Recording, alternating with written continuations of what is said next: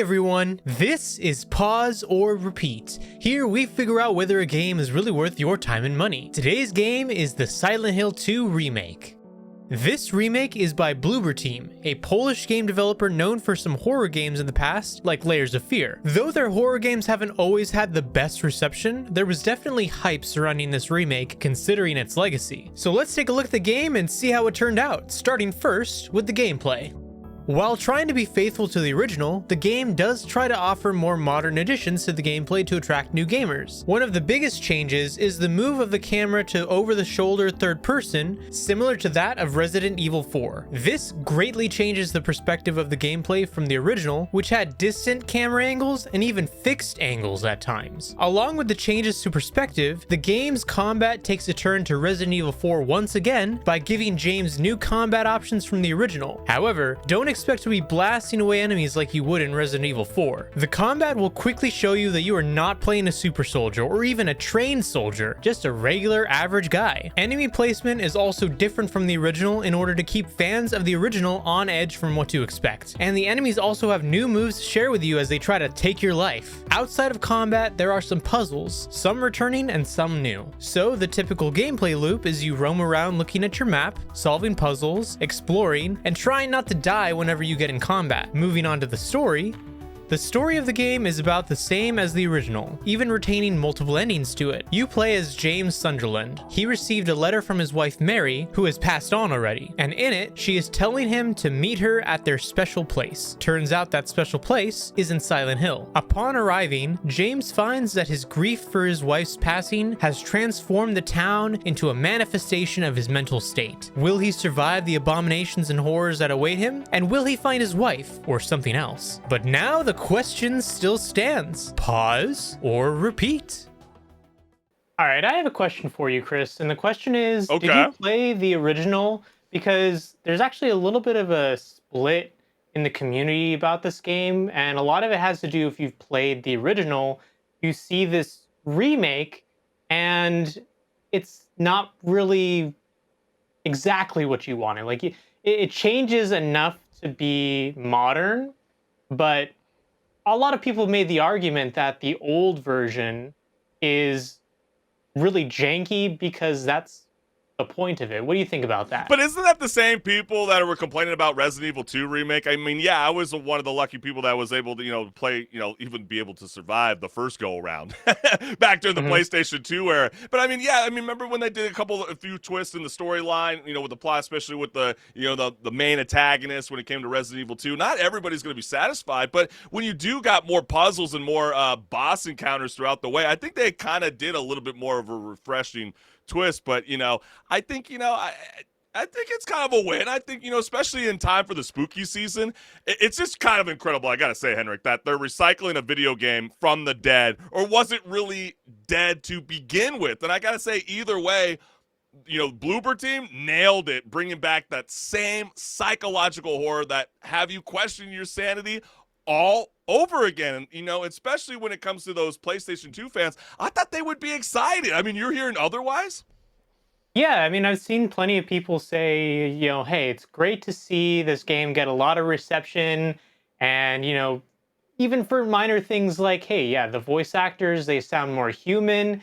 Because I remember there being some sort of thing with the voice actors in the original where it was just like random people, not actual actors, who were voicing these characters. And people rationalized it as like, hey, yeah, it's supposed to be like that because it makes you feel like everyone's kind of not playing who they're saying they are. It's just like, at the end of the day, all the things that you're talking about is because the game was made with not a whole big budget like this modern version was.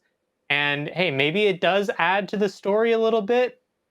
At the end of the day, I think it's awesome that they did a remake and they did a pretty good job with it. And I believe that this is going to get people interested in the franchise once again, because it's been dead for a while. And maybe that means we'll actually see more Silent Hill stuff moving forward. And if you think that the original is so much better, then tell people to play this first, maybe, and then have them go play the original so they can compare it. Yeah, I think that's so true, Henry, because I think James, our main protagonist, gets a letter from his dead wife, the classic Mary, always with Hmm. the drama, even from beyond the grave. And she turns out she's just chilling in Silent Hill, which is apparently the afterlife's version of a timeshare. I think a lot of horror fans would very be drawn into this. It definitely gives you that kind of like Alan Wake universe approach. I mean, you go to visit this place, you ignore the crazy lady who's like, dude, this place is literally hell. And then surprise, it's full of monsters. And also there's a dude with a giant knife who's really wants to give James a hug, but that's like a stabby hug, if you know what I mean. So, I mean, they really kind of, this is really more for that slow, pace kind of combat feeling that did get modernized to basically, kind of match more to the today player base. I got, it definitely felt like it had that route, and it feels a little bit more inviting for the newcomer, especially if they want to know more about why Pyramid Head is still everyone's worst nightmare. Yeah, that was another thing that people were debating about, if the change of perspective to be more like Resident Evil was actually a good choice. I believe at the end of the day that Well, they were always the it is a same. I don't good know if it's so choice. much of a change. It's just like it's just like, oh, if you're saying like some of the story directions, is that what you're saying? Like Well, the no, boss not even encounter, you necessarily didn't. that. It's just the whole fact of, like, when you compare the original, there's some camera angles that are fixed, and then Yeah, typically the camera is so much further back compared to now. It's taking notes from Resident Evil's camera angle more so than anything else, really. yeah. Specifically, you can go look at like 2, 3, and 4, the remake 2 and 3 and 4, and it is 100% basically they copied the homework of Resident Evil. Yeah, yeah. And I think, yeah, there is But something I to be don't know. said about it. It changes things, but it does draw in people to this game, because I'd say that probably the Resident Evil franchise is more well known for the modern audience now than Silent Hill. Right, and it's like I don't know if that was the one of the drawing card that pulled me away. It seems like the same people that kind of complain about Resident Evil 7 going like that first person route. You're like, wow, you're breaking Mm, code, But like whether it's a pro or con, I think you were kind of onto it. But like for me, like the video game storytelling has come a long way. So like diving into like a nearly 2 decade old tale like Silent Hill 2 made me feel like I was playing Final Fantasy VII Remake all over again. You kind of touched it, right? You got these new yeah. voiceover artists, but you still got that old school campy dialogue. And it's like upgrading your car's engine while leaving the fuzzy dice hanging from the rear view mirror. So it's not like they changed the story, but maybe that's a good thing, right? I mean, if you want to get people to embrace the Silent Hill franchise, why would you anger the old school fan base by going, we're going to completely reimagine, like what are we doing Yeah. here? So And they did especially, try to cater that to them a bit as well. I mean, even from the first reveal trailer, people were like, "Oh no, they butchered the look of James in the mirror at the very beginning of the game." They yeah, fixed that. They yeah, changed it. It's actually a lot closer to the original now, and so they were definitely listening. And I can appreciate that, because a lot of times developers won't change things because of community backlash. They're like, no, we're gonna stand on what we have, and we're gonna just do it the way we think is supposed to be done. yeah, and They they they, kept they listened. right, and they kept it to the story. And like, I don't know if like I could be totally outlandish when I say this, but it seems like someone could argue with me, but I feel like especially in the last 5 to 10 years, storytelling has definitely been emphasized to Yeah. a bigger branch, especially I'd say within the probably medium. from around the time that, honestly, like the PS3 era came around, Yeah. like we've just kind of like nailed down a formula for games. Naughty So Dog's that's probably the one that did it the yeah, first, really, to right. a set standard of like what they did with The Last of Us and Uncharted. Exactly. So And a that's lot of why games are copying that because, hey, it works for telling a story. right, and that's why I think it's kind of hard to compare or at least stack it up to, Remedy's Alan Wake 2 or Naughty Dog's The Last of Us, right?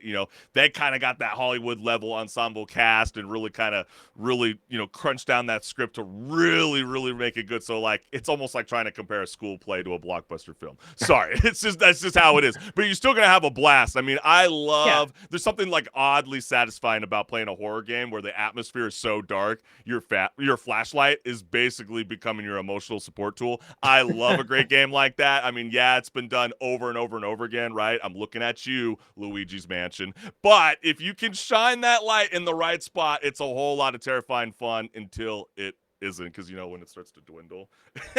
Yeah, Oh yeah. my gosh, I felt like I needed to pause the game, walk away for a little bit, and then come back. And I think they nailed it. I mean, if you want to have that for the kind of modern approach, I think that is really, really cool. But Henrik, what's the verdict? What are you vibing with it? I mean, is this a pause or a repeat? I could see it being a pause for people if they feel like they didn't deliver on the hype and the expectation of the fans. But I really think this is a repeat because it's going to be the definitive version of the game that people are going to play. And like I was saying earlier, if you believe that the original version is better, which I will say in some respect it is a little bit better, then have people play this version and have them go back and play the original and have them compare, and then they can see both sides of the argument and determine whether they like the new one or the old one better. Yeah. I It's thought I just like was a different take on things in a Yeah, sense. to be real with you, Henrik, too, I kind of came into this game like not as excited in the beginning because I kind of felt like, oh my gosh, another freaking remake, like Resident Evil 4. Like, are we really doing this again? And then I found myself playing the game with all the lights on, and then I found myself repeating the game with all the lights off. So, yes, There you it's going go. to be a repeat. You guys are definitely going to love Silent Hill 2 remake, especially for this spooky season. So if you do not have that game locked in, this is the game. Clearly, the verdict is locked in. That's right. Chris Collins and Henrik the Wreck.